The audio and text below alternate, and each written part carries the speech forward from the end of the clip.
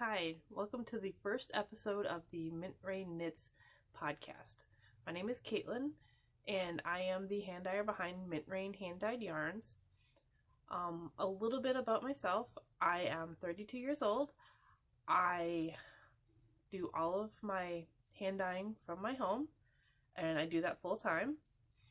I also knit in the little bit of time that I have in the evenings when I'm not too tired from dyeing yarn. I also love to read, so I will be talking a little bit about what I am currently reading. I also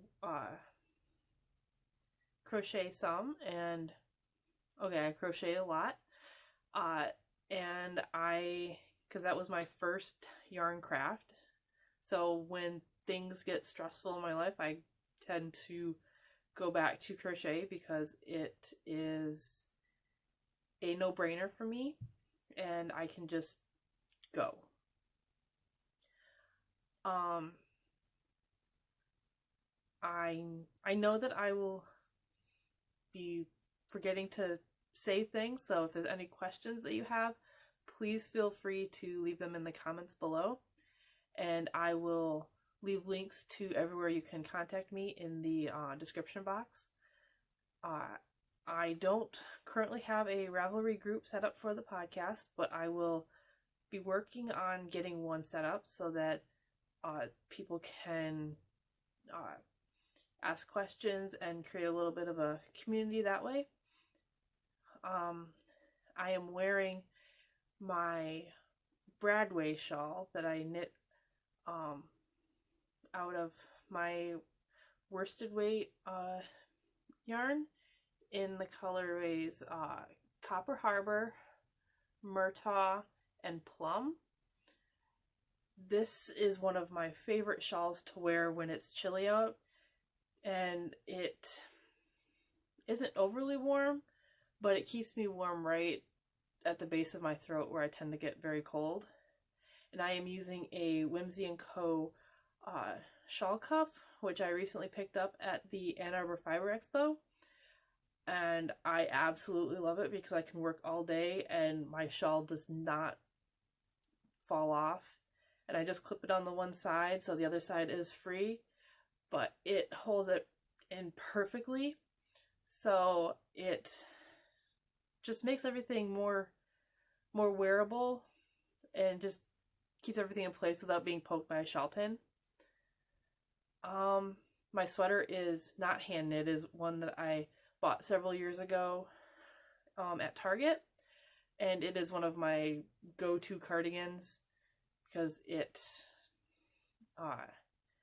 is just super comfortable, and I need to figure out a pattern to make one like it myself so I can have more than just gray. So I won't be showing a ton of finished objects, but I will show a couple that I finished recently, actually including one that I finished this morning. So I finished all of these in the last week or so. Well, the one that I finished this morning is a crocheted hat. The pattern is called the Lucky Aces Beanie by Stephanie of Chunky Hunky Creations, and I started this last night and finished it this morning. It is out of my worsted weight base in the dark mauve colorway, and I love it. It fits perfectly, and I will definitely be making more. It does need to be blocked still, and I'm going to add a faux fur pom-pom to the top. So this will definitely be a good gift make because it went so quickly. But it did use up a lot of yarn. I made the adult medium and only had probably 15 grams left out of a full worsted weight skein. So it did use a lot of yarn. Then I finished a pair of Simple House slippers from Temple of Knit. These are going to be Christmas presents for my mom. And if she's watching, she knows that she gets a pair of these every Christmas because she loves them. And I knit these out of Blue Moon Fiber Arts in the BFL fingering superwash. I held it double, and it is one of the easiest slipper patterns out there, and everyone that I've given a pair to absolutely loves them. And then I finished this beanie,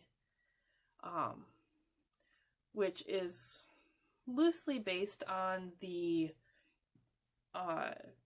bulky waffle hat pattern by Linda Suda. I knit this out of my bulky merino base in the Cabernet colorway, and I say loosely based because I was knitting this while I was vending at the Ann Arbor Fiber Expo, and I did not have my phone on with the pattern up, so I cast on actually for the Everyday Brew hat by Claire Devine, and then I couldn't remember what I was supposed to do, so I switched it from that to the bulky waffle pattern, and I was actually off a few stitches for the hat pattern, but no one will notice because it is a good women's medium hat, and I'm still debating about putting a pom-pom on it, but I think it'll depend on who I give it to, because some people in my life love pom-poms and other people are very anti-pom-pom. So those are what I have finished recently, yarn-wise. I actually have finished a few sewing things, or sewn things. I made a few Halloween mug rugs, and these were just super easy. I did them out of some Halloween fat quarters I had. So there's this one, and this one, and all they were 6.5-inch squares with a piece of cotton batting in the middle, and then I just sewed around them, left a little opening, flipped them, and then did top stitching. And so it took me about not even 5 minutes per mug rug, but they're great gifts. So a few of the things that I have been working on recently, I am working on a pair of socks. I have a vintage sock knitting machine, a Laguerre 400, so a lot of times I will just crank tubes because that is a very relaxing thing after a long day where I don't have to think about what I'm doing. So then I'll go back in and then do the cuffs, heels, and toes. So this pair will be, or is out of a 50-gram skein that I got in the Like a Dream yarn and book box from Amber of Maker's Haven. And this was the middle color that's kind of being blown out. It's a very pale pink with darker pink speckles. But I am able to get a full length pair of socks out of 50 grams when I do contrasting heels, cuffs, and toes. So I did the cuffs on both of them already. And this is out of a retired colorway of mine called Beachcomber. It's just a pale pistachio with little bits of brown and gold speckling in it. So I have both cuffs done, and I just barely started the toe on the first one. And I do a true afterthought heel on these, so I actually cut in the heel. I don't use any particular tutorial to do that. I just put my needles in on where I need the heel to be, with the needle one row and then the other needle, and then I just snip one leg of one stitch right in the middle and then unravel it to the halfway point and then knit an afterthought heel. And I find that to be the easiest way to put in an afterthought heel for any afterthought heel. For me, it's easier than putting in the waste yarn. But I know that a lot of people are terrified to cut their knitting, but once you do it the first time, it is so much easier the next time. So these will be a Christmas gift. Not sure who yet, but most of the women in my family wear about the same size socks, so it makes it very easy to just make socks and then determine who would like them when I'm wrapping presents. Another pair of socks that I am working on, I actually have the first one done. This is out of my hand-dyed yarn in the Sorting Hat colorway, and then I'm using ink for the cuffs, heel, and toe. So the first sock is done, and this is out of my sports sock base, which really is one of my favorite bases for socks because it just helps trap in a little bit more heat, and I tend to have very cold feet, so it just makes it so much nicer, and they knit up so much more quickly. So the second sock, which is actually, the tube is longer than what I need it to be. So this right here where this little cat stitch marker is, will be where the heel is. So then the toe will probably be about here. So then I'll have this much left over, which I will then take this part and make a shorty sock, which will just be a colorway sample for whenever I bend at shows. But that is, so yeah, a lot of times I'll crank an entire tube of a full skein and then have leftovers to use as samples, which is the easiest way for me to do samples for all my yarns, since I have so many colorways. Then I think this is the last pair of socks I'm working on. This is the first one. This is my, also out of my hand-dyed yarn in the Christmas in Whoville colorway, which is actually one of my most popular Christmas yarns. And I have this much of the second one done. I think I've actually had these on the needles since 2017, which doesn't bother me because I do have so many socks, and I tend to only work on holiday colorways around that holiday. So it'll get worked on a little bit, and then hopefully I'll actually finish them this year. But it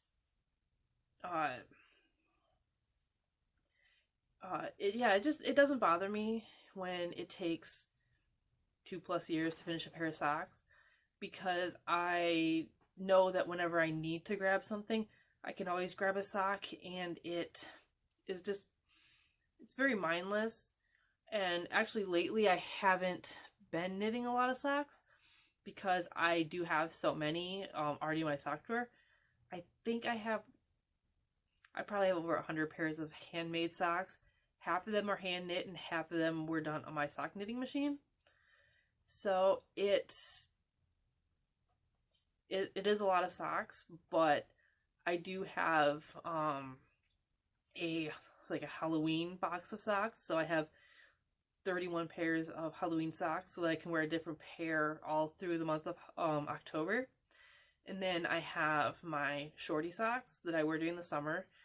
And I am working on doing a Christmas box of socks that was inspired by Amy of the Stranded podcast.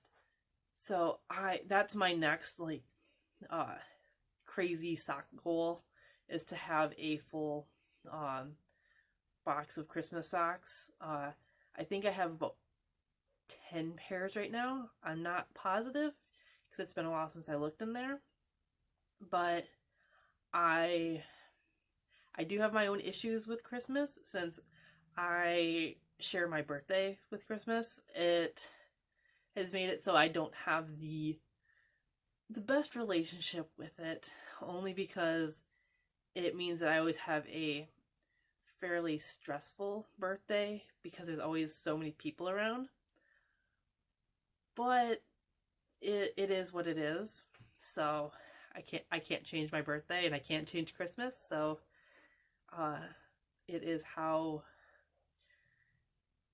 I always have to celebrate. So the next thing that I have been working on is a sweater. This is the Spellman sweater by Tristan of Dragon Horde Yarns and Dragon Horde Designs. The picture of the sweater I have is not good because my toner was running low when I printed it. So there's a big white line right through the picture. So this is what I have. It's out of my sweater sport base in the Cabernet colorway. I think this is probably one of my favorite colorways that I dye, and I have to stop myself from knitting everything out of it because you saw I finished a hat out of it too. This has a very neat cable and bobble pattern down the sleeve. Let's see if it'll focus on it. There. It is a full length sleeve, or it has full length sleeves, and it is meant to be a cropped sweater, but I am going to be doing a full length body since I have a very long torso and cropped sweaters just look extremely short on me. And the pattern was actually designed to be a fingering weight held with a strand of mohair, but I don't like the feel of mohair, especially like right on my around my neck, and if I happen to be wearing a short sleeve shirt under this, I know I wouldn't enjoy it. But the gauge that you get with using a fingering weight and lace weight mohair is sport weight, so I'm just using my sport weight yarn, and it is going, when I actually work on it, it goes by quickly. So I got probably 1.5 inches of the body knit on in an hour and a half long car ride. So yeah, it does go by quickly. I just need to work on it. I would like to have it done to wear on Christmas, because I will be spending Christmas with my fiance's family in New Jersey this year, and I would like to have a new sweater to wear for Christmas. Then the last thing that I am working on, this one is in a Doctor Who project bag that actually my sister made. She has the Anomalous Mind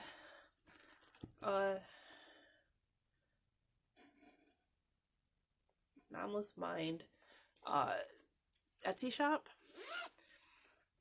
and she does a lot of, this is her medium size, so about 1 to 2 skein project size, but as you can see, I have a sweater in this project bag. She also has larger bags, but I do have a lot of her bags since we are sisters, and I tend to snag the prints that I like, or I will buy fabric and she will make them into project bags. So my last project is in this basket that's a fair trade basket from Ghana. Can't remember where I got this one. It was well, I got it at the Summer Wine and Wool Festival in Jackson, Michigan, probably 3 years ago. And I know that the one I bought it from was actually selling off all of her stock so that she could actually move back to Africa to help with she worked alongside an orphanage, and so the part of the way that they raise money is selling these baskets. So I had to buy this one because I've never seen this shape. And I have to try to stop myself from buying these baskets every time I see them at shows, because they're beautifully made, and they are very inexpensive for how beautiful they are. Well, so my last project is the Bronwyn shawl by Tony Lipsy. It is, the pattern is free or you can pay for it. The free version is on her blog where you can print it off, but it does have a lot of ads in it, or you can get an ad-free version of a PDF that you can pay for. So this is the Bronwyn shawl. I'm knitting it out of my sport sock base, and this colorway is King Louis, which is one of my Outlander colorways. This purple is Sherlock's Purple Shirt of Sex, and then the brown is Fall Brown. So this is, when it's done, it'll be a perfect autumnal shawl, and it's going to be huge. I think it has an 80-inch wingspan, which is longer than my brother's wingspan, and because he's or it's about as long as my brother's wingspan. He's 6'8". So yeah, I come from a very tall family. I am the shortest, actually, at 5'8". So from my sisters are both about 6 feet tall, and then my brother is 6'8". So that is all that I am actively working on. I do have lots of other projects that get set aside. So as I pull those out, I will show them. But these are the ones that I have actually worked on in the past couple weeks. So I am also a very avid reader. So I just finished this book a couple days ago. It's called A River of Royal Blood by Amanda Joy. This is actually the advanced reader copy, because I do read a lot of advanced reader copies. I get them through raffles on a website called Bookish First, and I will leave a link and referral code to Bookish First. The referral code is just, it actually will get you bonus points. So you get points for reading, like, they call them first impressions, which are like the first chapter or two of a book. And then you just write a short little blurb about what you think. And then you can enter a raffle to win the advanced reader copy. And when you get 2,000 points, then you can skip the raffle and just say, claim this book. And then you'll get the advanced reader copy whether you win the raffle or not. But this one was excellent. I was sucked in from the very beginning. It actually is released tomorrow, October 29th. So this, if you like royal intrigue and fantasy, this will be a winner for you, because it was just amazing. It's actually the author's first book, and I thoroughly enjoyed it. And I actually do have a blog that pretty much just book reviews, because since I do a lot of advanced reader copies of books, part of the agreement is that you give an honest review once you have read the book. So I will leave a link to that blog in case anyone is interested in my opinions about various books. I mean, there's a lot of young adult books on there, but there's also a lot of cookbooks that I review, and different craft books. So I think I did a weaving book recently, and I've done some other knitting and crochet and just general craft books. So it is fun to see what the new new books are coming out, because I went for a long time without reading, and I am just so happy to be back into it. And actually, one of my favorite little things that I have discovered for reading, well, for protecting my books, are these book sleeves. I actually have a lot of them. I like to get mine from Book Gizmo. She has a shop on Etsy, but I love her prints. This is actually one of the newest ones I got from her. It's a Tula Pink print from last year, so it has the skull moth on it. But yeah, this is definitely one of my favorites. I got this one last year. She's actually changed the way she does her tags. This is one of the older ones where it was just an iron-on one that they actually do peel off after a while, but now she does a vinyl iron-on that won't peel off.